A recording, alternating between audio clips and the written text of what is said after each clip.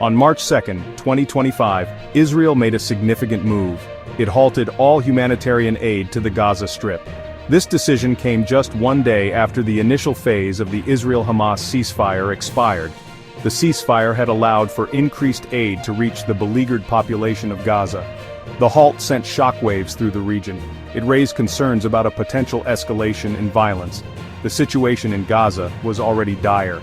Years of conflict and blockades had crippled its economy and infrastructure. Basic necessities like food, water, and medicine were in short supply. The international community watched with bated breath, wondering what the consequences of Israel's decision would be.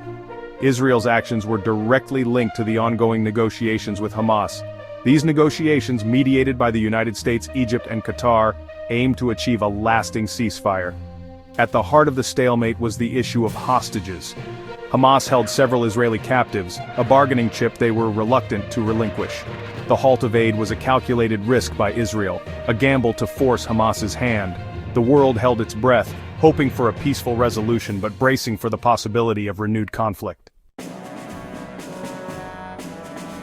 The Israel-Hamas ceasefire was a complex and fragile agreement.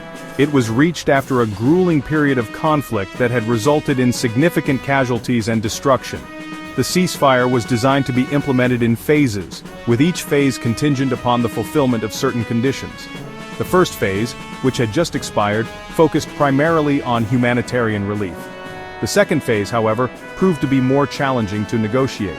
It centered around the thorny issue of hostage exchange. Hamas demanded the release of Palestinian prisoners held in Israeli jails, while Israel insisted on the return of its citizens held captive in Gaza. These negotiations were further complicated by the deep mistrust and animosity between the two sides. The United States, under the Biden administration, played an active role in mediating the ceasefire talks. Special Envoy Steve Witkoff shuttled between Jerusalem and Gaza, trying to bridge the divide between the two parties.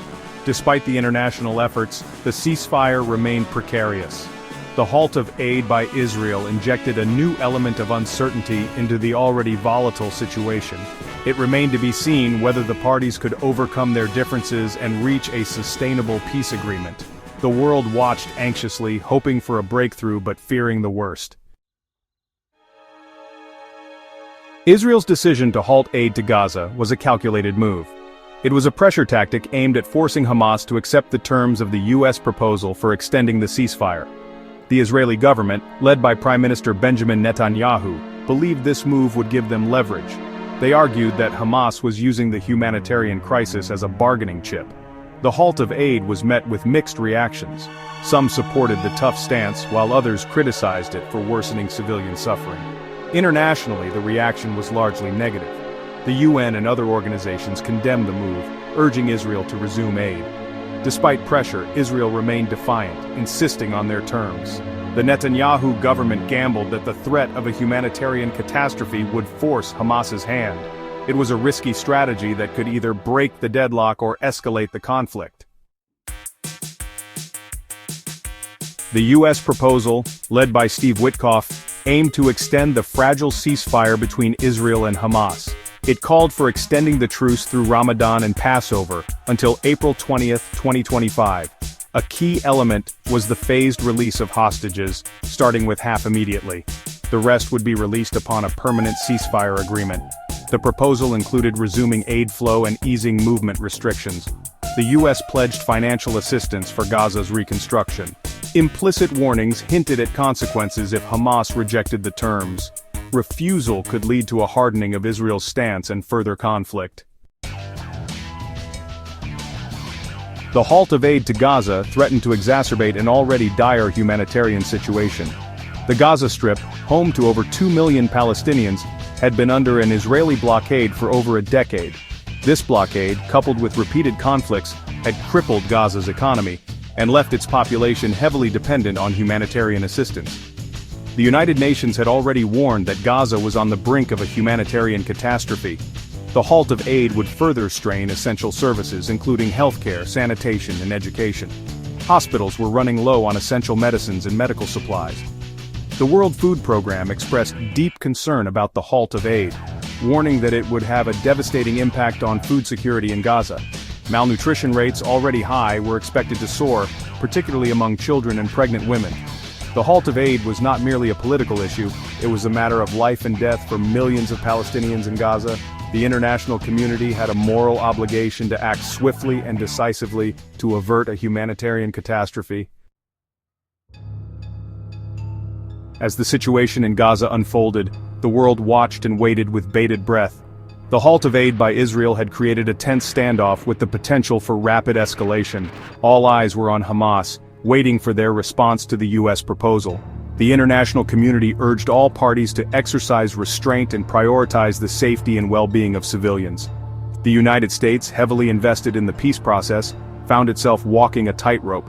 While standing by its ally Israel, the Biden administration also recognized the urgent need to address the humanitarian crisis in Gaza.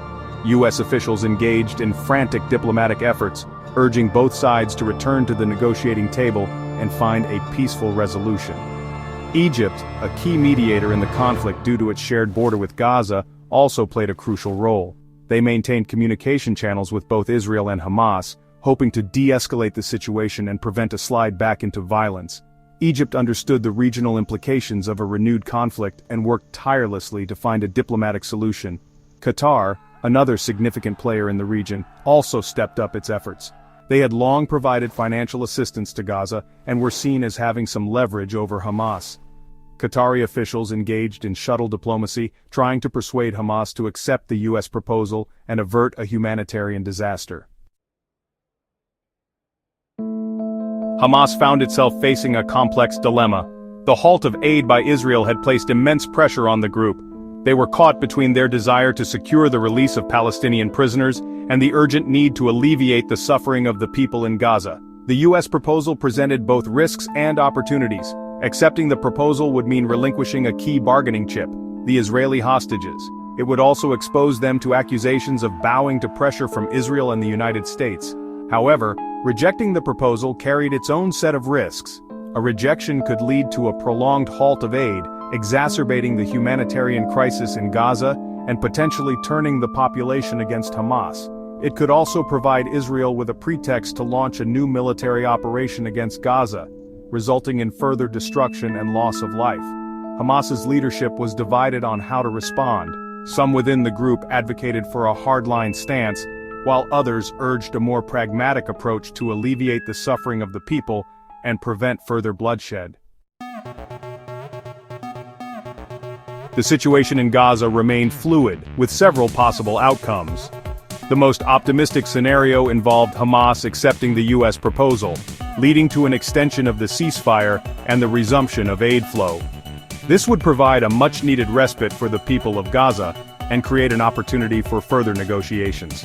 However, a more pessimistic scenario involved Hamas rejecting the U.S. proposal, leading to a hardening of Israel's stance and a potential escalation of the conflict. This could result in a new round of violence, causing further destruction and loss of life. The humanitarian situation in Gaza would deteriorate rapidly, potentially spiraling into a full-blown catastrophe. A third possibility involved a stalemate, with neither side willing to back down. The ceasefire would remain fragile, punctuated by sporadic outbreaks of violence. The humanitarian situation in Gaza would continue to deteriorate, with no end in sight. This scenario would represent a failure of diplomacy and a collective failure to address the root causes of the conflict.